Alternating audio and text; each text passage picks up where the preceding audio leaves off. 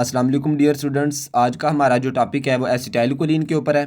Acetylcholine की biosynthesis, इसका storage, release, metabolism, इस चीज़ के ऊपर है। और एसिटाइलकोलिन हमने ऑलरेडी पढ़ा था कि ये न्यूरोट्रांसमीटर होता है पैरासिम्पैथेटिक नर्वस सिस्टम का। एसिटाइलकोलिन को हम ऐसे भी लिख सकते हैं, ए कैपिटल, सी कैपिटल और एच जो है वो स्मॉल। अब इसको हम 6 स्टेप्स में डिवाइड कर सकते हैं। जो हमारा स्टेप नंबर 1 होगा उसमें हम देखेंगे कि एसिटाइलकोलिन की सिंथेसिस होती किस तरीके से है, एसिटाइलकोलिन बनता किस तरीके से है। कोलिन जो है ये एक्स्ट्रा सेलुलर फ्लूइड में प्रेजेंट होगा, यानी कि कोलिनर्जिक न्यूरॉन के बाहर, सेल के बाहर प्रेजेंट होगा। ये सारा कोलिनर्जिक न्यूरॉन है। तो कोलिन जो है वो इनवर्ड मूव करेगा।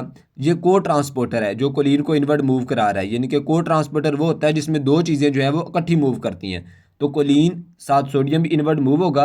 और ये एनर्जी डिपेंडेंट सिस्टम है। एनर्जी डिपेंडेंट सिस्टम से मुराद ये है कि कोलिन के ऊपर परमानेंट पॉजिटिव चार्ज होता है, तो ये मेम्ब्रेन को क्रॉस नहीं कर सकता, इसलिए इसको एनर्जी चाहिए। तो यहाँ पे एटीपी का इस्तेमाल होगा और कोलिन इनवर्ड मूव कर जाएगी।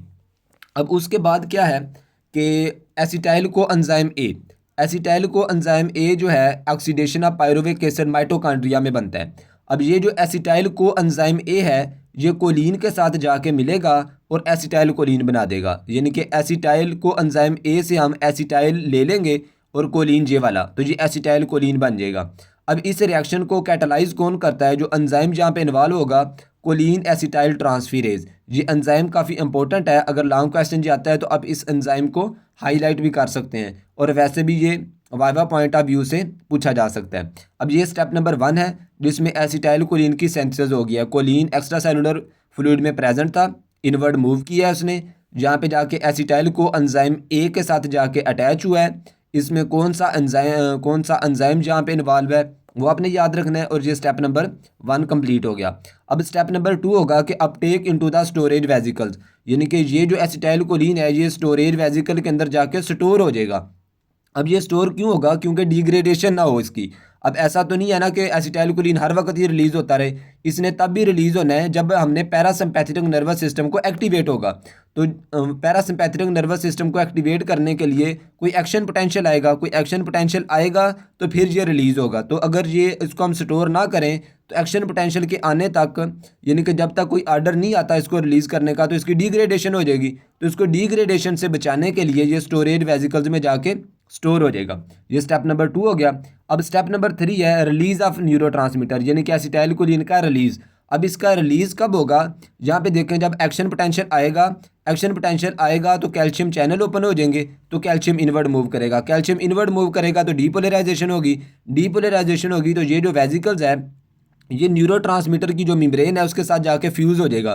तो इसके फ्यूज़ होके ये एसिटाइलकोलिन है इसकी रिलीज़ हो जाएगी। अब यहाँ पे 2 इंपॉर्टेंट ड्रग्स हैं। जो ड्रग्स क्या करती हैं कि यहाँ पे एक ड्रग जो है इस रिलीज़ को रोकती है और एक ड्रग जो है इस रिलीज़ को तेज़ करती है।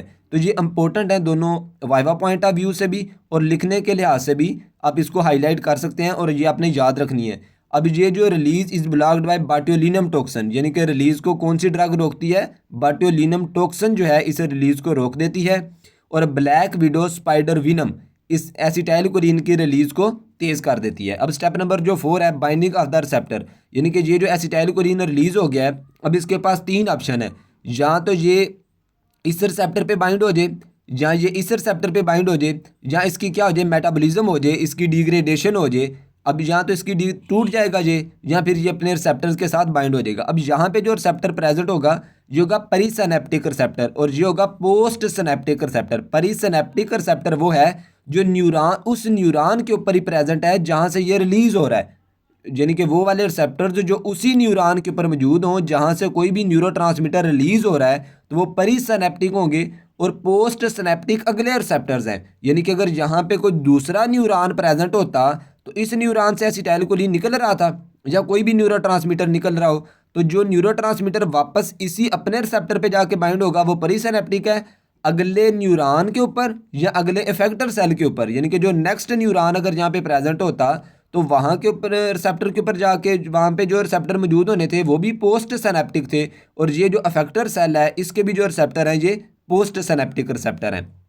अब जाके ये इस यहाँ पे जाके अटैच हो सकता है या यहाँ पे जाके अटैच हो जाएगा। ये स्टेप नंबर 3 हो जाएगी बाइंडिंग। स्टेप नंबर 5 क्या है? Degradation of acetyl choline. अब एसिटाइल कोलिन की डिग्रेडेशन किस तरीके से होती है? एक एंजाइम होता है, बहुत ज़्यादा इंपॉर्टेंट है, एसिटाइल कोलिन एस्टरेज। इसको हम लिखते हैं किस तरीके से हैं? ए कैपिटल, सी कैपिटल, एच स्मॉल और ई कैपिटल।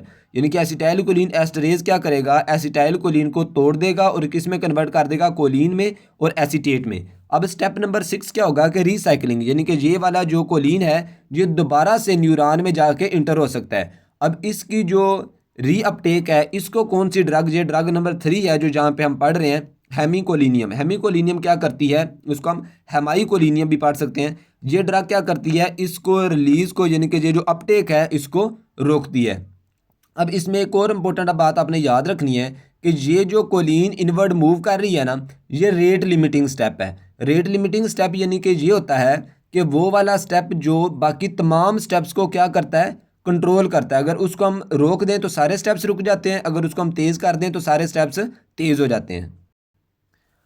अच्छा, एक दफ़ा फिर आप इसका ओवरव्यू ले लें। स्टेप नंबर 1 में क्या होगा कि कोलिन एक्स्ट्रा सेलुलर फ्लूइड के अंदर प्रेजेंट है, कोलिन इनवर्ड मूव करेगी, एनर्जी डिपेंडेंट सिस्टम है, एनर्जी का इस्तेमाल होगा, को ट्रांसपोर्टर होगा, यानी कि कोलिन भी इनवर्ड मूव करेगी, साथ सोडियम भी इनवर्ड मूव करेगा।